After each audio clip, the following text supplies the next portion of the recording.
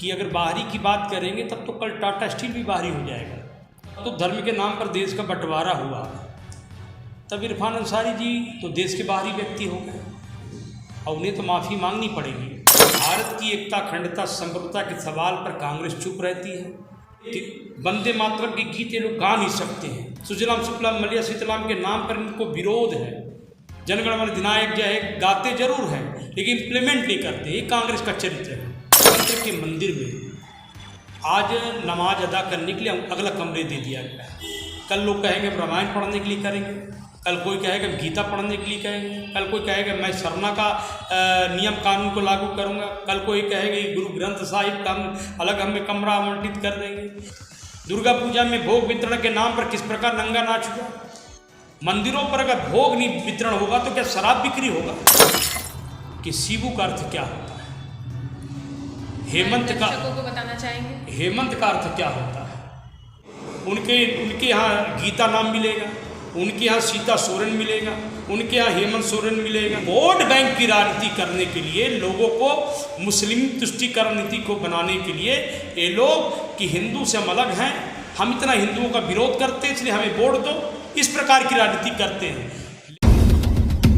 नमस्कार, मैं पूर्वा, आप देख रहे हैं दी पॉलिटिकल वॉर। इस वक्त हमारे साथ हैं अभय सिंह जी, जिनसे हम कई मुद्दों पर चर्चा करेंगे, लेकिन शुरुआत इरफान अंसारी के बयान पे। सर, उन्होंने आपको बाहरी कहा है, उस पर आपका क्या जवाब होगा? देखिए, इरफान अंसारी जी एक बड़बोले नेता हैं और उनकी मंशा बड़बोलापन करके पूरे राज्य के राजनीतिक क्षेत्र में सुर्खियों में रहना चाहते हैं। उन्हें बाहरी और भीतरी की परिभाषा का कोई ज्ञान नहीं है। बाहरी किन्हें कहा जाता है, भीतरी किन्हें कहा जाता है, उनको पता नहीं है। उनको पहले ज्ञात होना चाहिए कि अगर बाहरी की बात करेंगे तब तो कल टाटा स्टील भी बाहरी हो जाएगा। टाटा स्टील ने जब यहाँ पदार्पण किया था तब हमारे पूर्वज यहाँ आ चुके थे। और रही बात बाहरी भीतरी की, अगर मैं बाहरी हूँ राज्य का, तब तो धर्म के नाम पर देश का बंटवारा हुआ, तब इरफान अंसारी जी तो देश के बाहरी व्यक्ति हो गए।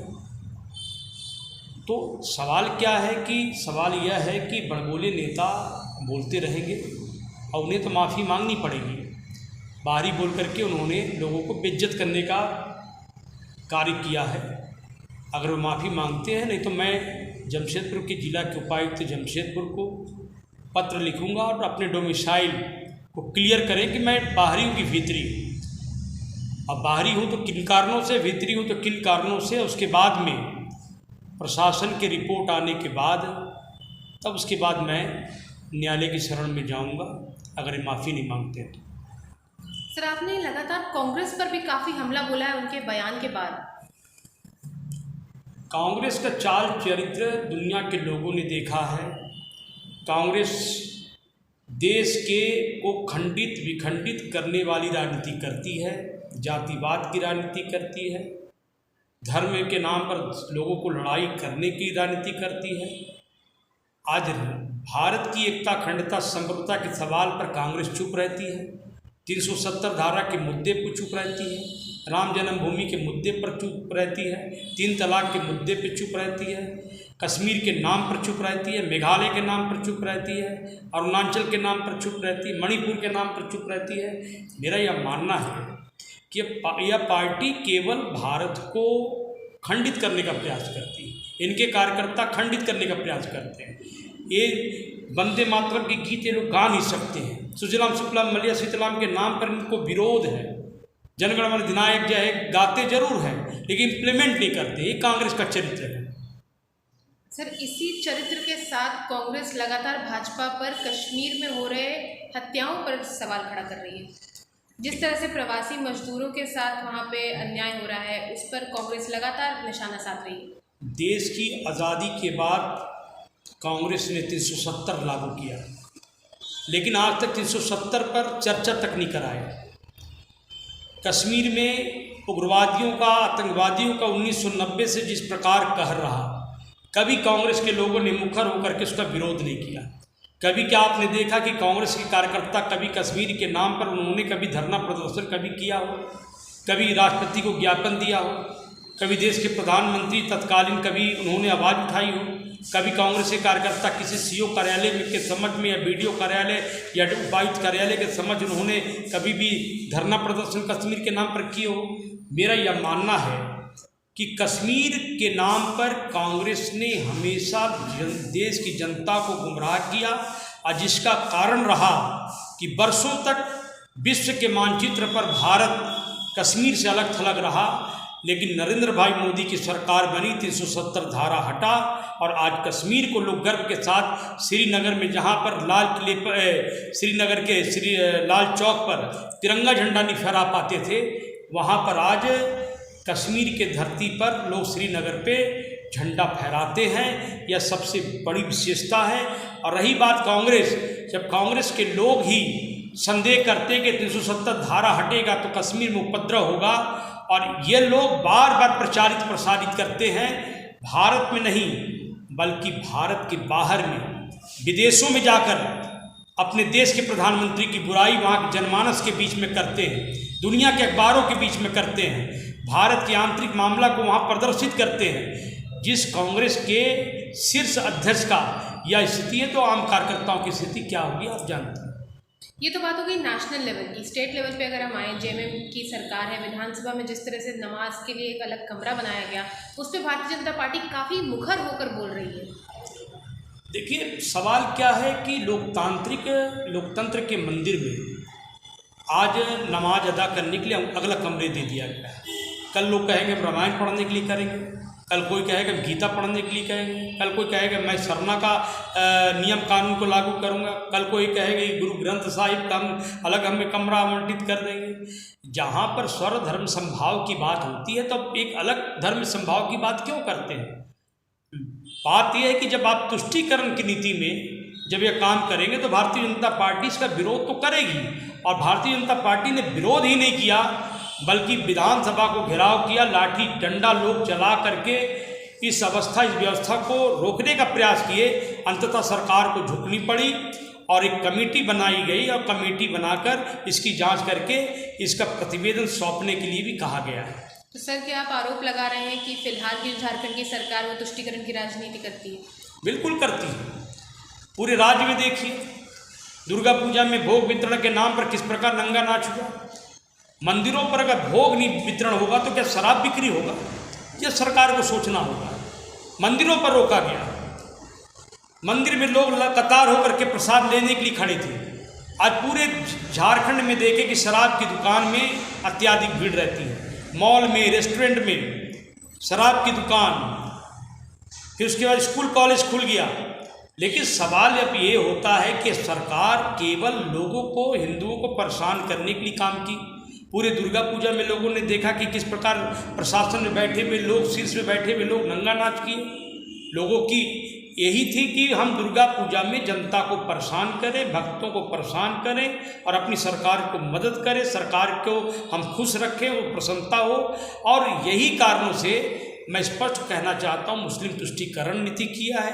कल ही आपने देखा कि हजरत मोहम्मद के जन्म दिवस में जहाँ पर त्यौहार मनाया जा रहा था, पूरे लोगों ने खिचड़ा बांटा। हम खिचड़ी बांटते, उन्होंने खिचड़ा बांटा। लेकिन कभी देखे कि किसी को खिचड़ी बांटते समय पुलिस ने उसको रोका और वह फोटो फ्लैशिंग होकर के अखबार में आया हो? इतनी हिम्मत नहीं है, इतनी हिम्मत प्रशासन में नहीं है। प्रशासन केवल हिंदुओं को परेशान करने की रणनीति बनाई थी। एक भी खिचड़ा को उन्होंने बंद कराते तस्वीर उन्होंने आज के अखबारों में उन्होंने नहीं दिया, जबकि सोशल मीडिया में सारा अखबार में निकला। तो इसको काटने के लिए भाजपा क्या कर रही है? भारतीय जनता पार्टी गंभीरता से विचार कर रही है। आज हमारे पार्टी के बहुत शीर्ष नेताओं ने उसका बयान भी दिया है और पुलिस प्रशासन को आगाह भी किया है। हमें पूर्ण विश्वास है कि जिस प्रकार हेमंत सोरेन जी की सरकार जिला प्रशासन को दबाव बनाकर प्रताड़ित करवाने का काम कर रही हैं, आज किन कर्तव्य विमूढ़ की स्थिति में जिला प्रशासन भी खड़ा है। हेमंत सोरेन जल, जंगल और ज़मीन के मुद्दे पर चुनाव जीत कर आए और उन्होंने साफ कर दिया कि आदिवासी जो है वो हिंदू नहीं है। देखिए, ऐसा है कि उनका विकृति रूप है। गुरु जी हैं, वृद्ध हो गए, और बूढ़े व्यक्ति के लिए, वृद्ध व्यक्ति के लिए ज़्यादा कुछ नहीं कहना, लेकिन दुनिया जानती है कि शिबू का अर्थ क्या होता है। हेमंत का, दर्शकों को बताना चाहेंगे हेमंत का अर्थ क्या होता है। हेमंत का शब्द का उच्चारण संस्कृत से हुआ है। शिबू का अर्थ क्या होता है वह भी बताएं। अगर कोई हमारे आदिवासी भाई है, सूर्य को देख करके प्रणाम करते हैं, प्रकृति की आराधना करते हैं, प्रकृति की पूजा करते हैं, बाहा पर्व मनाते हैं, माघे पर्व मनाते हैं, और प्रकृति को पूजा जो करते हैं वो सनातन धर्म के मानने वाले लोग भी करते हैं। उन्होंने जो भी नाम, उनके नाम का अनुसरण देखिए, उनके यहाँ गीता नाम मिलेगा, उनके यहाँ सीता सोरेन मिलेगा, उनके यहाँ हेमंत सोरेन मिलेगा, उनके यहाँ हेमंत सुनील महतो मिलेगा, उनके यहाँ आप देखेंगे कि रानी देवी मिलेगी। तो जो भी हिंदू नाम है, जो भी हिंदी नाम है, जो भी संस्कृत नाम है वह मिलेगा। और यहाँ तक कि पटंदा में जाए तो वार के नाम पर बुधवारी, सोमवारी, रविवारी, इस प्रकार की नाम है, महिलाओं का नाम। तो वो नाम कहाँ से आ गया? चंद्र देवी कहाँ से नाम आया? मेनका सरदार कहाँ से नाम आया?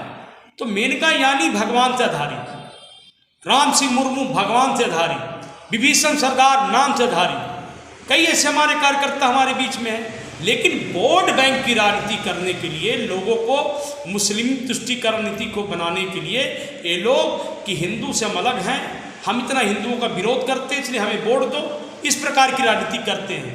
लेकिन आत्मा में भी झांक करके देखे, उनकी संस्कृति हमारी संस्कृति बिल्कुल अंतर नहीं है। वो प्रकृति की पूजा करते, हम भी करते हैं। वो विभीषण नाम रखते, हम भी रखते हैं। वो राम रखते, हम भी रखते हैं। वो लक्ष्मण मुर्मू रखते, हम रखते हैं। वो भरत बेहरा रखते, हम रखते हैं। वो कृष्णा माड़ी रखते, हम रखते हैं कृष्णा नाम। तो आखिर आप क्यों अलग कर रहे हैं? इसके पहले आप पूरे शास्त्र का अवलोकन करें। आदिवासी हिंदुओं से अलग नहीं है।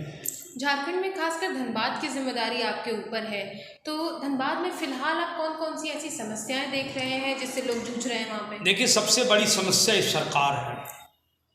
ये सरकार अपने आप में समस्या है। ये सरकार हटेगी, समस्या समाप्त हो जाएगा। समस्याएं हैं। 70 वर्षों तक तो हमारे कांग्रेस के लोगों ने समस्या का निदान नहीं किया। अब भारतीय जनता पार्टी मात्र 7-8 वर्ष में अपने प्रयास पे लगी है।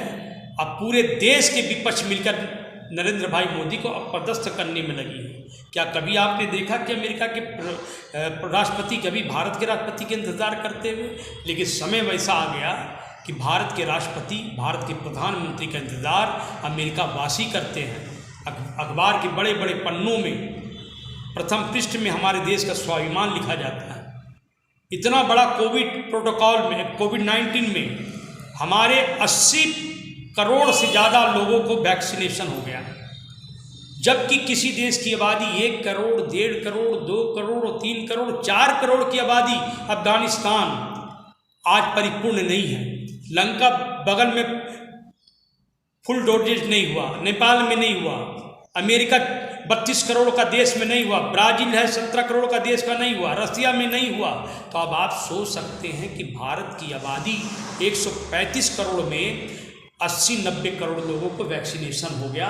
ये सबसे बड़ी उपलब्धि अगर किसी को जाता है तो देश के प्रधानमंत्री हमारे बेमिसाल मोदी सरकार की सरकार को जाता है।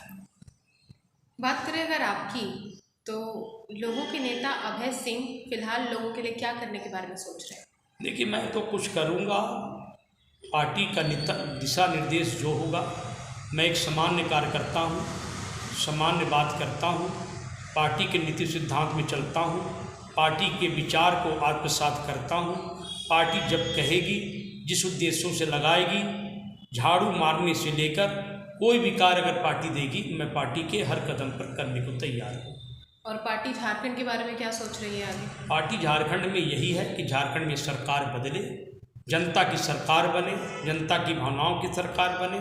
आज महिलाओं के साथ, छोटी छोटी बच्चियों के साथ, बेटियों के साथ में लगातार आदिवासी महिलाओं के साथ सामूहिक बलात्कार हो रहा है। उसको बचाने की आवश्यकता है, और यह तभी बचेगा जब यह सरकार जाएगी। और नई सरकार भारतीय जनता पार्टी के नेतृत्व में बनेगी। निश्चित रूप से भाजपा एक मजबूत सशक्त झारखंड में सरकार बनाने में सफल होगी।